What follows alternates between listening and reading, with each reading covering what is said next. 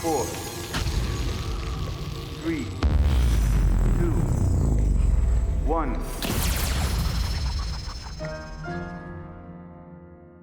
Welcome everyone, and thank you for watching this exclusive interview with Ari Harrow. As someone who has seen Israeli decision-making up close and at highest levels, and also as a former chief of staff for Prime Minister Benjamin Netanyahu, he had a direct hand in shaping Israelis' recent history and key moments in Israelis' recent history. Ari, thank you for doing this. Let's get right into it. So this month on the 13th, no more Ring of Fire, no more proxy wars. It's just a direct attack from Israel on the 13th. What surprised you more on the 13th? I think the timing more than anything.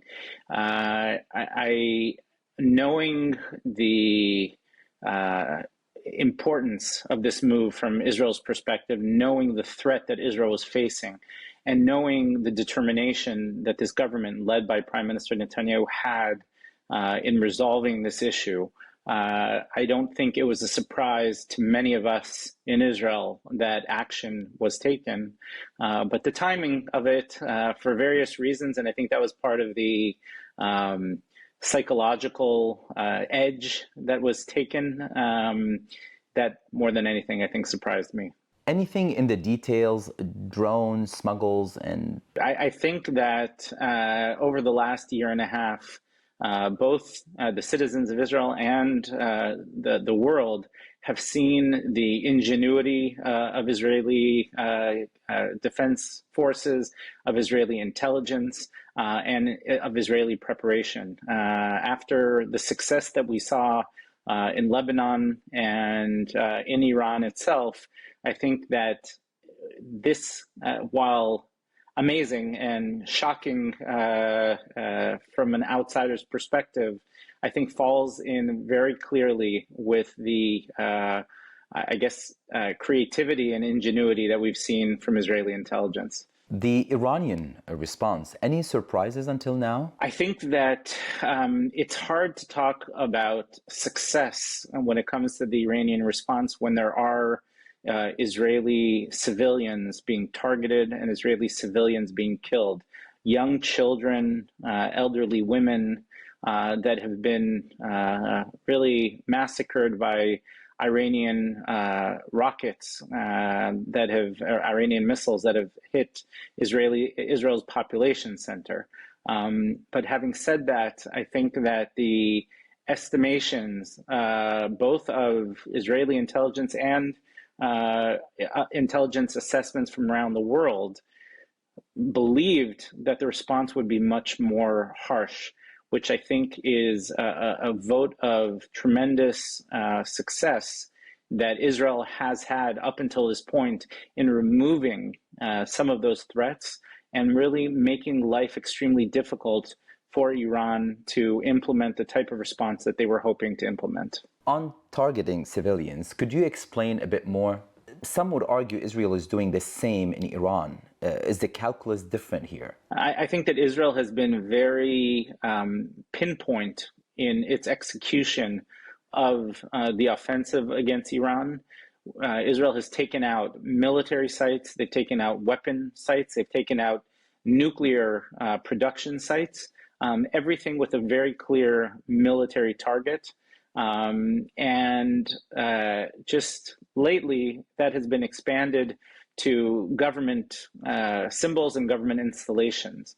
The Iranians, on the other hand, are targeting civilian populations. When you shoot, for example, last night, or early this morning rather, when they shot into a suburb of Tel Aviv in Bat Yam and killed nearly a dozen innocent civilians, there is no military site anywhere to be found in that region.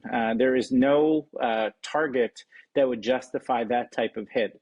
And I think that you're looking at, and this makes it very clear, the grave difference between the State of Israel and the Republic of Iran. One that is fighting for life and for freedom and another that is trying to instill death and destruction, not only on Israel, but on the world. A few hours ago, Israel targeted a gas field and an oil refinery. Some analysts say Israel is trying to force an equation. If Iran targets civilians, Israel hits oil and gas. Does that analysis make sense to you? I do think that there are, let's call it, parameters within any type of ongoing warfare. And as long as both sides stay within those parameters, then that's where the battles take place. The second one side goes beyond those lines and expands the battle beyond it, then the other side will respond in like. And as I said earlier, the second the Iranians are targeting free and innocent Israeli civilians, then Israel has no choice but to expand the parameters of its attacks as well. Let me follow up on that. Do you think Iran will go as far as closing the Strait of Hormuz? And based on what you know, is Iran's oil and gas industry part of Israel's strategic equation? I think that, again, there is, for every action, there's a reaction. And I think that that is something that Iran is contemplating with every move that they make. If they close Hormuz, what is the international reaction going to be? What is the U.S. reaction going to be? And the same is the attack of other international forces in the region. Just yesterday, there were a number of drone attacks against an American base in Iraq. And while no one has yet to take credit for that, it is something that Iran is going to have to think about twice and three times and four times before it acts, because the ramifications for that type of move really expand the type of battle that's going on now and can bring about a much harsher response from the international community. One quick follow-up on the civilian issue, then I'll move on. Wouldn't it be strategically smart for Israel to end the war in Gaza now, both to avoid civilian comparisons and shift focus entirely to Iran? I think, once again, Israel has two primary goals, and they're very, very clear. One is to dismantle the nuclear program, which the Iranians have for decades now made very clear that is being built in order to erase the state of Israel. And that is not something that any country can live with. The threat that somebody is building a weapon and has made it clear that they're going to use that weapon in order to destroy you. So that is goal number one, is remove that threat, dismantle and destroy the Iranian nuclear program. And number two is Iran's extensive missile program and their ballistic missiles, which we're seeing we're bearing the brunt of now. And one can only imagine if their plans had succeeded in building many thousands of those missiles, what would have happened to the state of Israel? Those are Israel's two primary goals. Nothing beyond that has to be on the table. As long as Israel can accomplish those two goals, then the oil and gas industries and other potential measures that may be taken in the days ahead don't need to be included. They don't need to be on the table as long as we can accomplish the two primary goals. Let's go back to the 13th. Was this more of a moment driven by intelligence or strategic timing, and why now? I think that the time will come when that war comes to an end, but it's important to look at the broader picture. I think your initial comments, you touched on the ring of fire that Iran had built around Israel and was really a noose around our necks for many, many years. And if you look at what's happened in the aftermath of the most horrific day in the history of the state of Israel, on October 7th of 23. And you see that Israel has systematically removed one proxy after another, not only Hamas in Gaza, but Hezbollah on the northern border, the threat emanating from Syria and the smuggling routes, the Iraqi militias, and obviously the Houthis in Yemen. And what we see today with the war going on with Iran is that those were not isolated fronts that Israel was facing. Israel was very systematically and very calculating, moving and removing those threats, giving us the ability to focus on the great threat, which is really dismantling Iran's nuclear program. And therefore, I believe that once Iran is removed from the equation, once the Iranian nuclear program is removed from the equation, I think that you'll see much greater stability and a move towards bringing various fronts to a successful close. Firstly, Israel and Prime Minister Netanyahu have been warning about the Iranian program and about the threat emanating from this program for many, many years. And for many, many years, it's been repeated that this is a threat that Israel cannot live with, and that it's a threat that the international community needs to prevent from happening. Over the last few years, and even more so over the past few months, Israeli intelligence has identified significant movement and, in essence, a race for the bomb by Iran, which put Israel in a position where it was no longer feasible to just sit back and wait and hope that an agreement would be reached or that the international community would prevent this from happening. The Jewish people and the Jewish state have thousands of years of experience of people trying to annihilate us. And this was one time that we were not going to wait and see what happened. And the Prime Minister and the government of Israel acted. Listening to you, it sounds like you see this as a historic moment. How historic it is, in your point of view? Are you really looking at something like 1967 again? Yeah, no, I think that the possibilities here are even greater than 1967. I think that the symmetry between 1967 and now is that at both times, at both moments, there was a sword to the neck of the state of Israel. And it really, both were moments where if Israel did not act, the possibility of annihilation, of destruction really existed. But the reason I say that this is different is because as opposed to 67, where it was a military victory, but Israel was still remained isolated in the region, I think that the opportunity here for actually bringing peace to the Middle East is significant. I think that once the Iranian nuclear threat is removed from the table, we will see significant movement towards peace and prosperity between Israel and some of the other Gulf countries that have yet to sign agreements with Israel, and some of the countries on Israel's very border. I think that some of, let's call it, the countries to the north of Israel, Lebanon and Syria, are watching this very closely. And if Israel is successful, and if they see that the wave of change is sweeping over the Middle East, I think that the possibility of bringing to a peace accord and reconciliation between Israel and those countries, and as I said before, to additional countries, including Saudi Arabia in the Gulf, that can bring a tremendous positive outcome, not just for the state of Israel that is under threat, but to the entire region. Let's go country by country.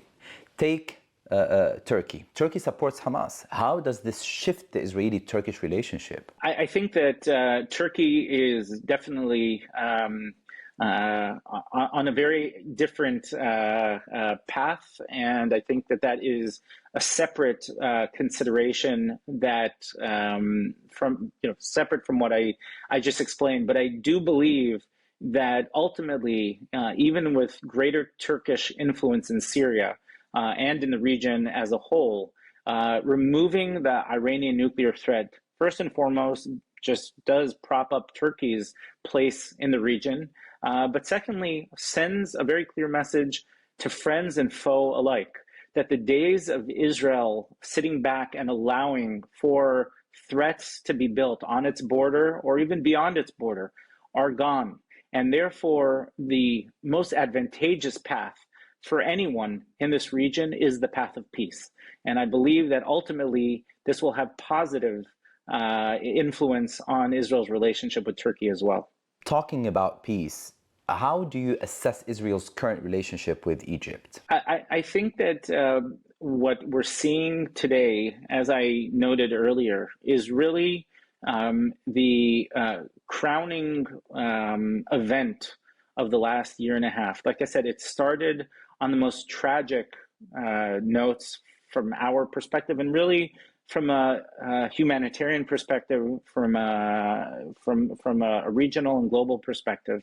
And what we're seeing is really a fight for freedom and democracy spreading through the region in a way that not only do Israelis benefit from it, but the innocent people living under those horrific despotic regimes, really giving them more than a glimmer of hope for a better future.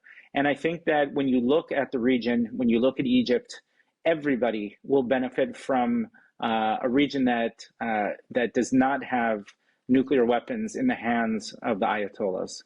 There's a long-running view that war hardens Arab public opinion against Israel.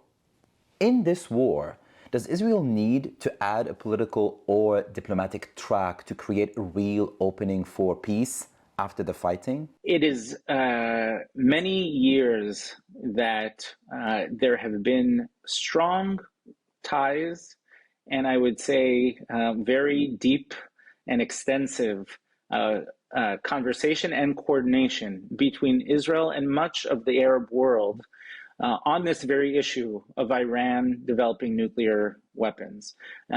While there are public statements that may seem to point us in a different direction, I can tell you that the private conversations are very, very clear.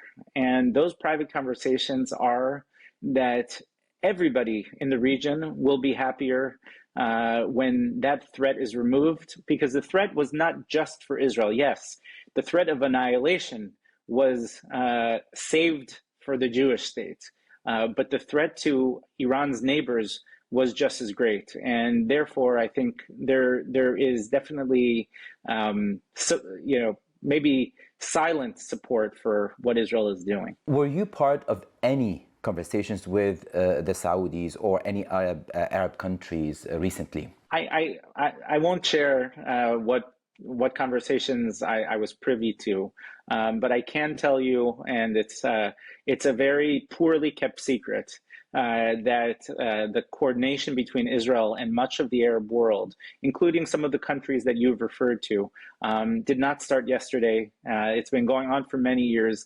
And the greatest concern that Israel and the regional neighbors have shared is Iran and its nuclear program. Still, is there anything that worries you? What's the shape of that new worry, if anything? I think that what is in the interest of Israel and what's in the interest of the region and what's in the interest of the Western world is to bring about the successful conclusion of these two goals that I mentioned earlier as quickly as possible.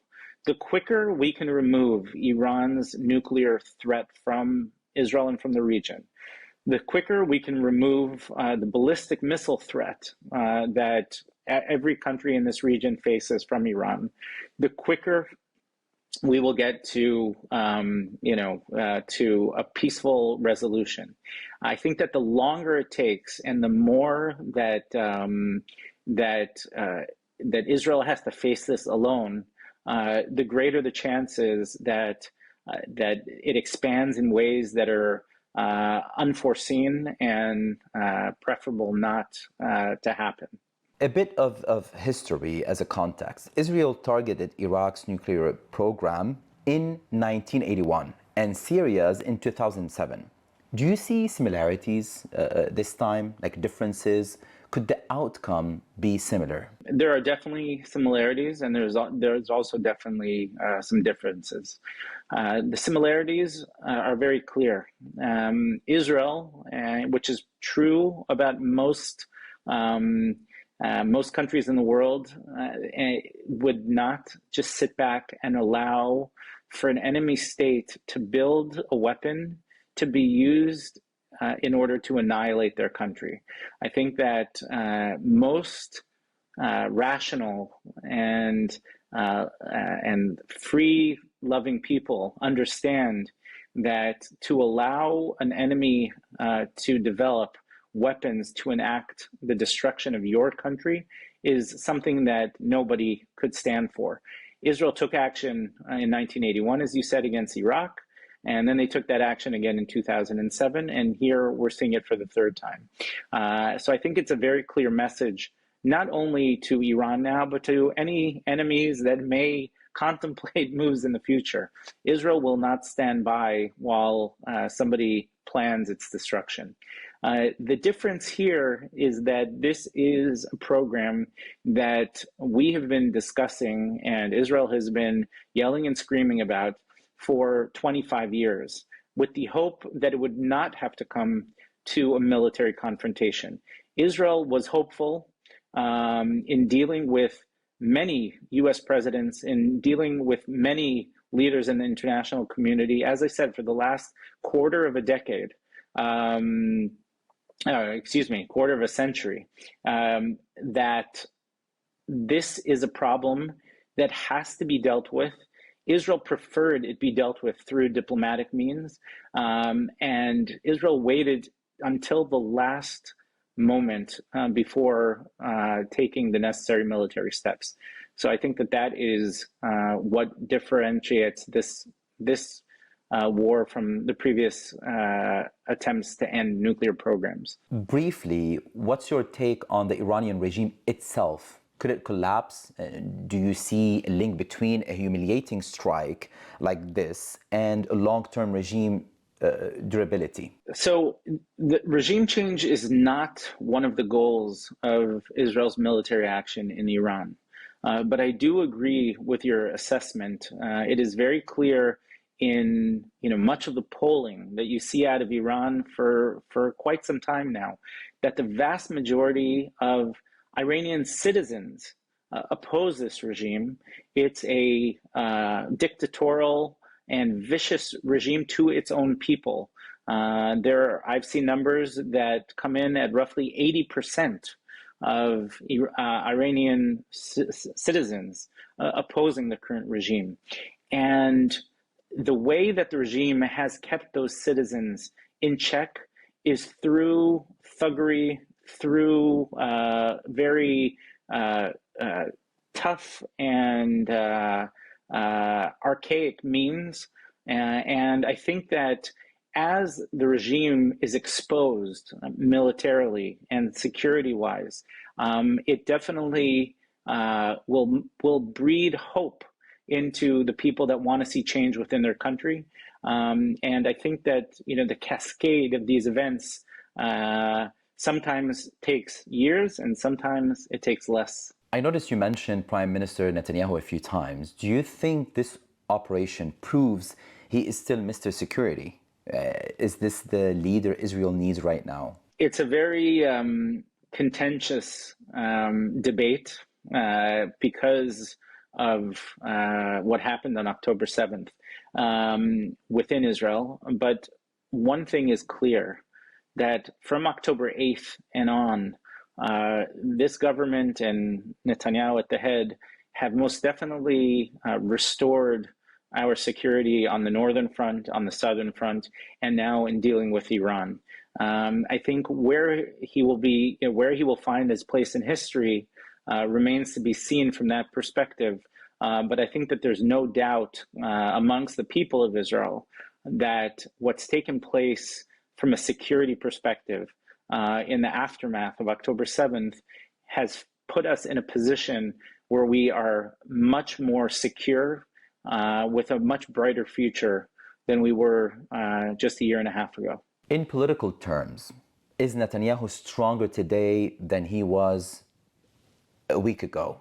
I think, I don't know if every parliamentary system is as fragile as the Israeli one, but the shifts in support are like a rapid roller coaster in Israel. And I think that there is unity around this war with Iran.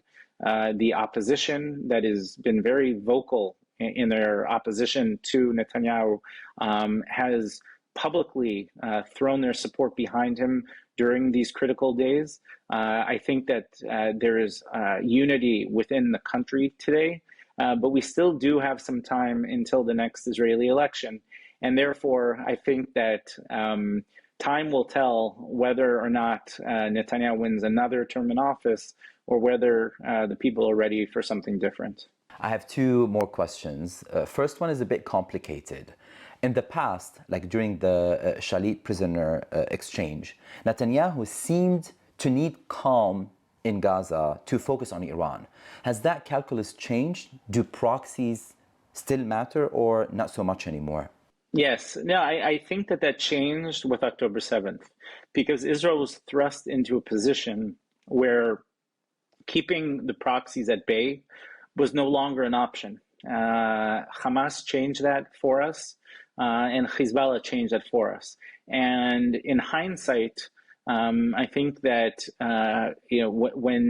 when the terrorists and murderers began their massacre on October 7th in the communities of Israel, little did they understand that they were going to set off a domino effect that would remove the proxy from Israel's south, from the north, from Syria, and put us in a position where Iran and its nuclear program as well would be removed.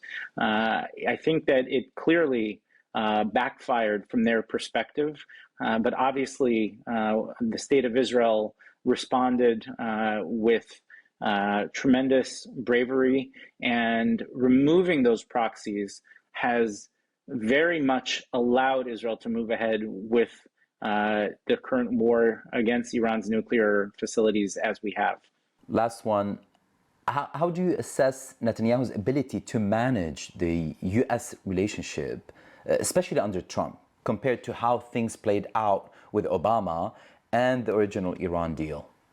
So I think that between the United States and Israel, there's always been shared values and shared strategic interests. And those are really the foundational pieces of what has historically been a very, very strong relationship. Obviously, there's been ups and downs with various U.S. presidents. But when it comes to President Trump and his policy of America first is very clear. And as such, he is also accepting in most cases and respectful of other allies that put their interests first. And I think that this is a prime example of what we're seeing today vis-a-vis the war with Iran. There was tremendous coordination between the two countries. And there's no surprises. The relationship between the two great allies is extremely strong. But at the same time, when Israel made it clear to the United States that this is in its interest, President Trump was not going to stand in their way because that is their interests, and he allows his allies to pursue what they think is right. I think that overall, the navigation of the relationship by Netanyahu and by this government has clearly been successful. You see the uptick in security and intelligence coordination between the two countries. The Trump administration has released any type of sales embargoes or sale slowdown between the United States and Israel, and the ability of Israel to take action and take its future in its own hands could only have been done with great understanding and I'd call it silent support from the Trump administration. I want to take advantage of a few minutes from your time and ask you something odd. If I texted you a name, can you tell me what your message back would say? Just like one line, okay? Benjamin Netanyahu. Stay strong, stay resolute, bring peace, freedom, and strength to Israel and to the world. Israeli voters. Continue your tremendous messaging to the world on Israel's behalf. Continue to promote our interests and our needs. Israeli voters during the next election. Israeli voters, wow. Strength, unity will bring peace. King Abdullah of Jordan. King Abdullah of Jordan. We have had a strong relationship for many years, and that was based on mutual respect and common threats. Let's continue in that vein and continue to promote peace and prosperity in the region. MBS or Mohammed bin Salman, Saudi Arabia. It's our turn now. Now that Iran's nuclear program will, inshallah, be removed, it is our turn to expand the path of peace and to bring much greater prosperity to both our countries and to the entire region. Bashar al-Assad, Syria. There is room for turning a new leaf and beginning afresh with the state of Israel. Make sure to remove any obstacles, including the various security and terror threats that still find refuge in your country, and the path will be beneficial to us both. People of Iran. People of Iran, up until 1979, we had a tremendous relationship and a tremendous friendship. We know, as you know, that the Ayatollahs are there to harm you, to hurt you, and to keep you down. We look forward to the day where our friendship is openly renewed.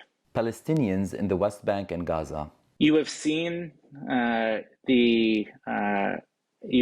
what happens when you choose the path of terror and war, and you can look to the region to see what happens when peace is chosen. We have made peace with many Arab countries to this point, and if you choose the path of peace and prosperity rather than the path of death and destruction, then you will always find a welcome partner with the State of Israel. Mr. Ari Harrow, thank you for your time and thank you for watching.